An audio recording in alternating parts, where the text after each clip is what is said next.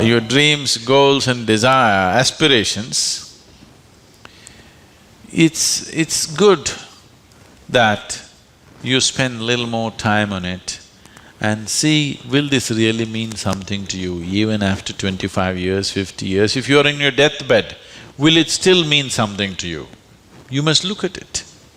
Whatever you're aspiring for, whatever you're dreaming of, whatever goals you have set, will it really mean something? Because most of these goals are traps. They're just traps. You get in, it's only one-way street, you can't turn back. I want you to look at this, because many of them are older than you. You ask them what they dreamed of at 18, they're fortunate it didn't come true.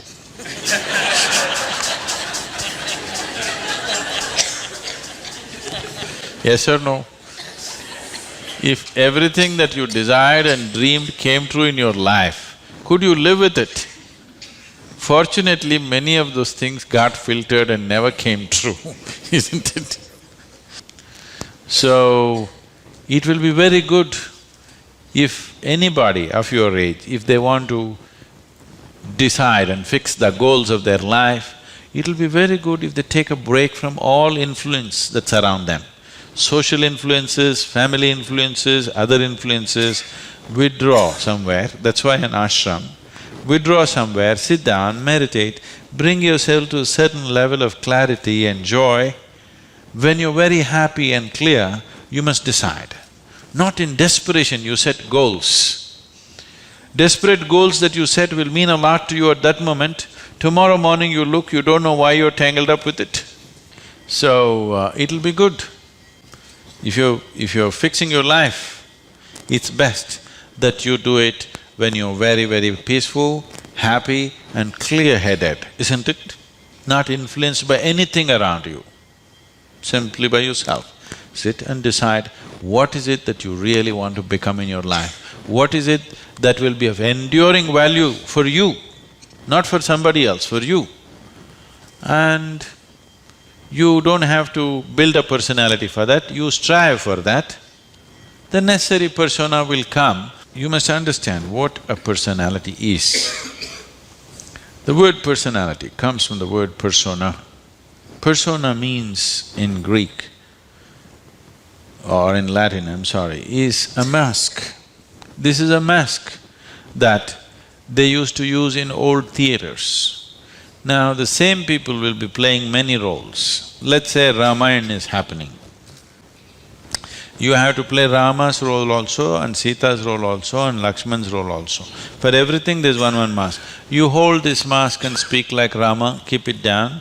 Hold this mask and speak like Sita, keep it down. Hold this and speak like Hanuman and keep it down. This is how the plays were done. So it is those masks which were referred to as persona.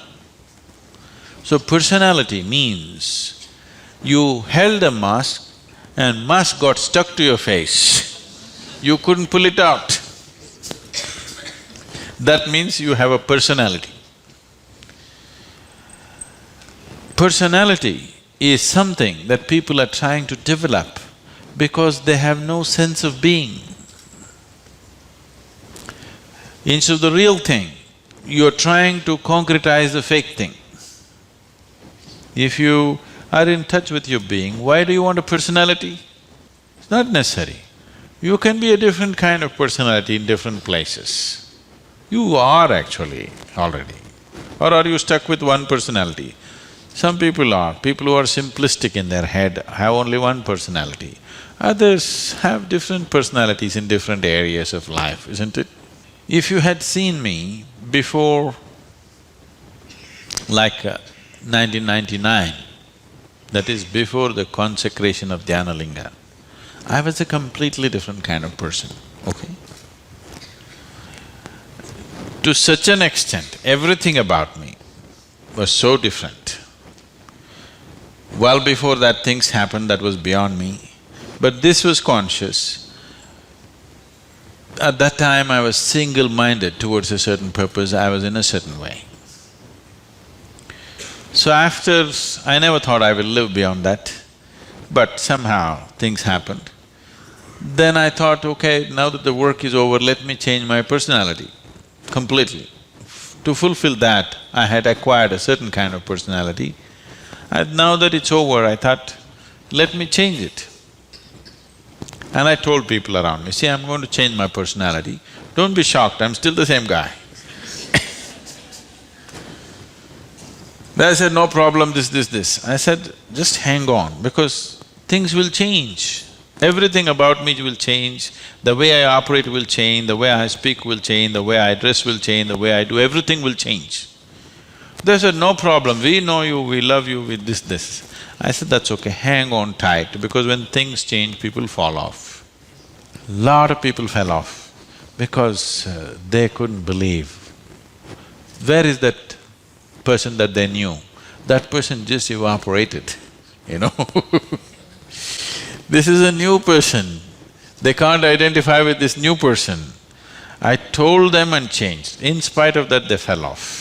So many of them. So many of them who were very dear to me and very close to me, they fell away because I changed so dramatically. And I told them I'm going to change because one phase of work is over, now it's time to change my personality. The way I look, the way I dress, the way I speak, the very way I am, everything about me. I even changed what food I like. I changed my personality, so I thought I'll change my food also.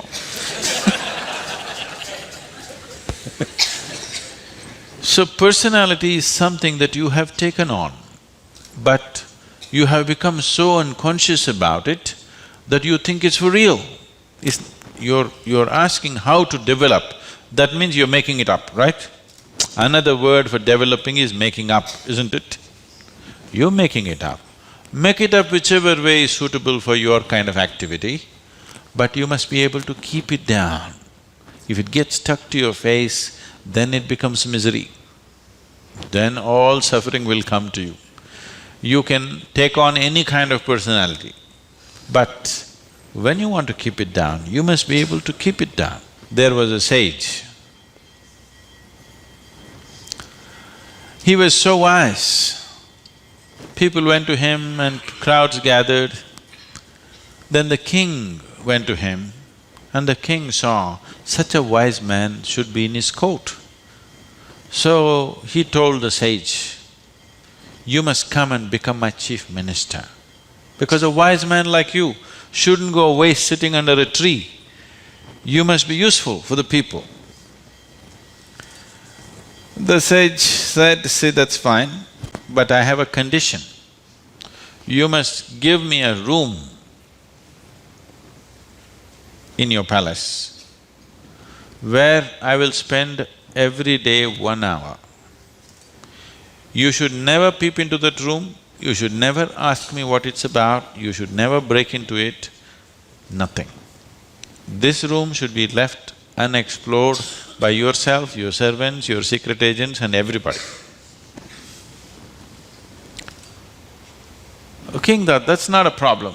What's the problem with me? You want your room, why do I want to look into your room? Take it. Then whenever any important meeting is to come, this man who's sage, now who's become a minister, so he's wearing appropriate clothes for the palace, but he goes in to this room and locks himself for 1 hour and comes out. A few months and years passed, but then after that, king's curiosity, it even got us to Mars.